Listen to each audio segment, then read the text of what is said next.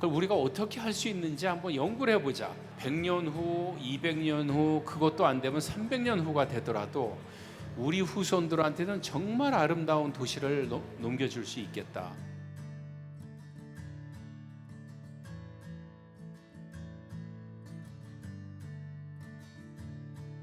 땅의 건축을 통해서 만들고자 하는 거라든지 기본 생각은 뭐냐? 물론 우리나라의 어떤 풍수 사상이라든지 그런 거 충분히 있지만 요즘 세상에는 정말 서로만 잘났다고 생각하지 말고 싸우지 말고 잘 살자는 겁니다. 쉽게 얘기하자면. 건축가는 건물만 멋있게 지으려고 생각하지 말고 땅에 대한 배려를 해서 시민들이 쓸 공간도 만들어주고 대한민국 한반도가 원래 아름다웠던 자연이 그대로 흐를 수 있게 좀 해주자라는 얘기예요. 그 얘기를 조금 더 어렵게 인문학적으로 하신 분이 달라이라마가 하신 말씀이 1998년에 평온으로 가는 길이라는 에세이 책에서 이런 말씀을 하셨어요. 우리는 세상에 있어서의 관계성을 깨달을 수 있어야 한다. 그러니까 땅과 땅의 관계건 뭐 인간과 인간의 관계 같은 거겠죠. 국가와의 관계성, 인간과의 관계성, 동물과의 관계성, 세상과의 관계성, 모든 것은 관계성이다. 많은 문제,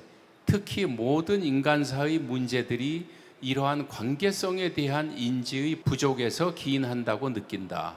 그리고 철학적으로 이런 얘기가 있습니다. 우리 건축하는 사람한테 아주 기본이 되는 얘기인데요.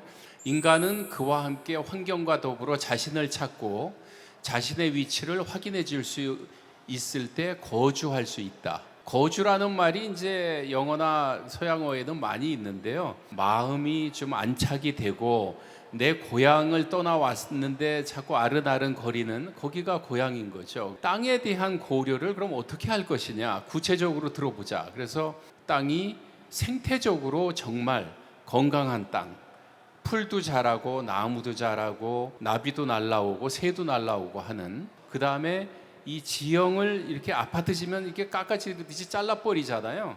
그렇게 하지 말고 원래 땅의 흐름을 잘 활용하자, 그런 얘기고요. 지형. 그러고는 땅에서 바라볼 때 주변과 잘 연관되게 만들자, 그런 얘기입니다. 그래서 건축을 할 때 그러면 어떻게 설계를 해야 될 것이냐? 건축가나 도시를 만들 때 한국 건축은 원래 비워내는 건축이었어요. 부석사 가봐도 그 좋은 데다가 짓질 않아요. 옆에다 짓고 항상 이 기가 흐르게 해줬거든요. 흐름, 관통을 허용하는 건축, 감싸 안는 건축. 말이 조금 어렵죠. 실예를 봐가면서 말씀드리겠습니다. 첫 번째, 실제로 저희가 지었던 집이 거제도 그 바닷가인데 지방에서 올라오셔서 펜션을 총 예산 10억을 가지고 계시다고, 그걸로 짓고 다 해서 설계비도 주고 운영을 해야 된대요. 그래서 차를 타고 가는데 바다 쪽으로 무슨 모텔 같은 게 많이 지어져 가지고 너무 보기 싫게 횟집에 모텔에 지어져 가지고 너무 망가지고 있어서, 야, 큰일이다. 나도 또 이런 거 하나 지어야 되면 나도 또 자연을 망가뜨리는 인간이 되겠구나, 그 생각을 하면서 갔죠. 그래서 이쪽이 이렇게 접근해 가는데 이렇게 넘어갔다가 여기가 높아서 좀 내려가는 데인데 땅이 너무 아름다운 거예요. 그래서 최종적으로 지은 거는 땅의 모양을 그대로 두면서 땅 속으로 스며들듯이 한번 해보자, 그런 생각을 했습니다. 작은 펜션이 10평짜리가 6개 들어가고 골프도 있고 리조트가 있는데 발코니가 깊어서 3m로 해서 들어가 보면 좀 아늑한 느낌이 들고, 그래서 햇빛이 여기 너무 강하기 때문에 까만 바닥을 깔아서 조금 완화시켰고요. 이건 오동나무를 저희가 처음으로 여기서 시도했는데, 오동나무가 허옇게 그 도자기 쌓아주는 보기 싫은 나무인데 불에 넣고 한 120도 정도로 서서히 구웠어요. 한 4-5시간. 그래서 이 색깔이 아주 고급스러운 나무처럼 색깔이 났습니다.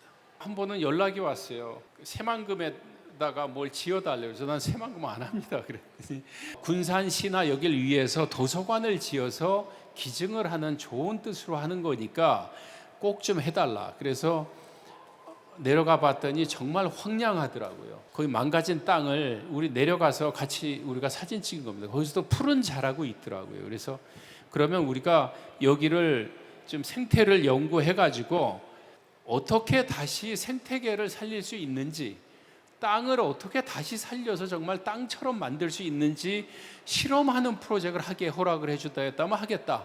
그랬더니 좋대요.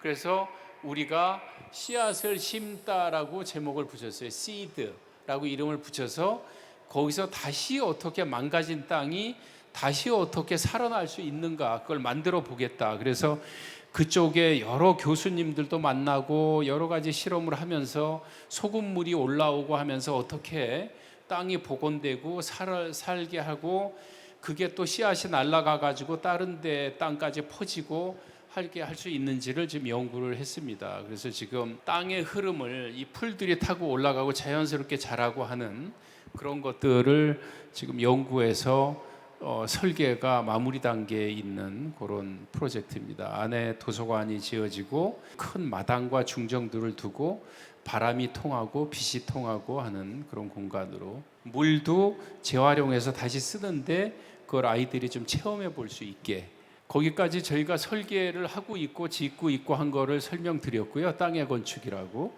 그래서 요번에 서울 100년 마스터 플랜이라는 거를 해서 뭐 10년, 20년 계획은 그동안 많이 해왔어요. 해보니 잘 안 되는 거예요. 그러니까 가장 이상적인 좋은 도시를 한번 그려보고 그걸 우리가 어떻게 할 수 있는지 한번 연구를 해보자. 100년 후, 200년 후, 그것도 안 되면 300년 후가 되더라도 우리 후손들한테는 정말 아름다운 도시를 넘겨줄 수 있겠다. 그 서울 그 넓은 데를 다 설계할 수는 없습니다. 2년 동안에.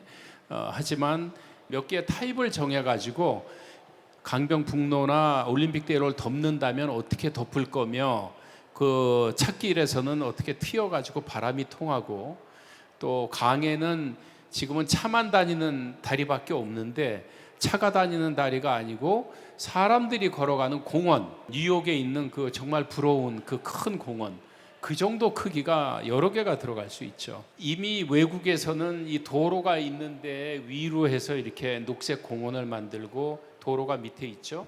시애틀입니다.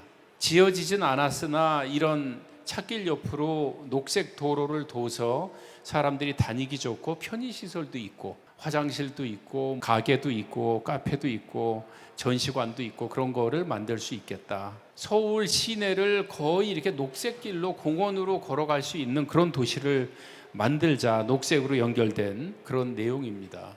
해남인데 너무 아름답습니다. 색깔이 진짜 저래요. 양평에서 흙을 퍼가 좋은 데고요. 땅과 흙이 얼마나 중요하고 소중하고 자연이 얼마나 소중하고 한 것인지를 좀 느껴보자. 그리고 일반인들이 느끼는 게 가장 중요하다. 전문가가 느끼는 게 아니고. 그래서 송현동 현장에 좀 여러 가지 만들어 놨으니까요. 시간 되시면 꼭 들려서 경복궁 바로 옆에 땅입니다. 거기. 오늘 설명은 여기까지 마치겠습니다. 고맙습니다.